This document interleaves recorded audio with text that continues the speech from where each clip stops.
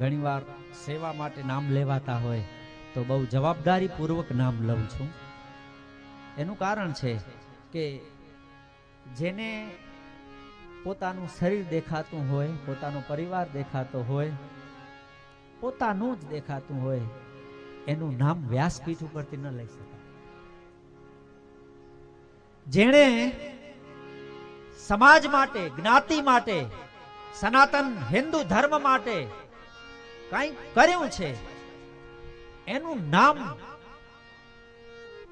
મારો કહેવાનો મતલબ કે જે લોક કલ્યાણની ભાવના જેનામાં છે, ગૌ સેવા છે, આરોગ્યની સેવા છે, શિક્ષણની સેવા છે, જે વ્યક્તિનું અહીંથી જ્યારે નામ ઉલ્લેખ થાય ત્યારે સમજવાનું કે આમાં કોઈક વિશેષ તત્વ રહેલું છે અને એની વંદના વ્યાસપીઠ કરતી હોય છે. હવે દૂર શું કામ જવું, પણ 1 તારીખથી મસ્કા મધ્યે બહુ મોટું આયોજન શ્રીમદ ભાગવત કથા જ્ઞાન યજ્ઞનું આપણા ભગવાનજી બાપા બેઠા છે અહીંયા. એ દિવ્ય આયોજન એના જેને કહેવાય તન મન અને ધનથી જેણે સેવા કરી છે એવા મુખ્ય યજમાન, અને ગત વર્ષની મારી શિવનગરની કથાના પણ મુખ્ય યજમાન જેઓ રહ્યા હતા એવા રજનીકાંતભાઈ મહેતા આપણી વચ્ચે ઉપસ્થિત છે. એ તો કાયમ કહેતા હોય પડદા પાછળ રહી અને કામ કરવા વાળી વ્યક્તિ છે.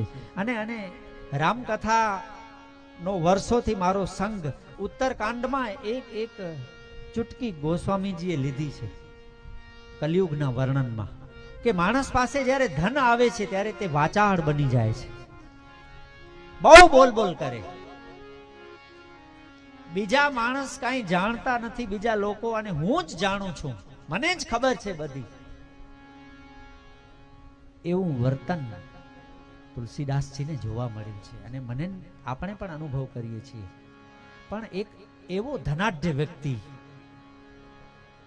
જે આજે રામકથા શ્રવણ માટે આવ્યા છે, એ રજનીકાંતભાઈ, એ તો હંમેશા બોલવાનું આવે ત્યારે મોઢા ઉપર આંગળી, આ એનું મુદ્રા લેખ છે, કશું બોલવાનું નહીં અને સેવા કરવાની. ચાહે શિક્ષણ હોય, આરોગ્ય હોય, અને એને જે ગમે છે એ વાત, લોકોના જઠરાગ્નિમાં અન્ન પ્રદાન કરવો, એના જેવો બીજો કોઈ મોટો પુણ્ય નથી. એવી વ્યક્તિ આપણી વચ્ચે આવી છે.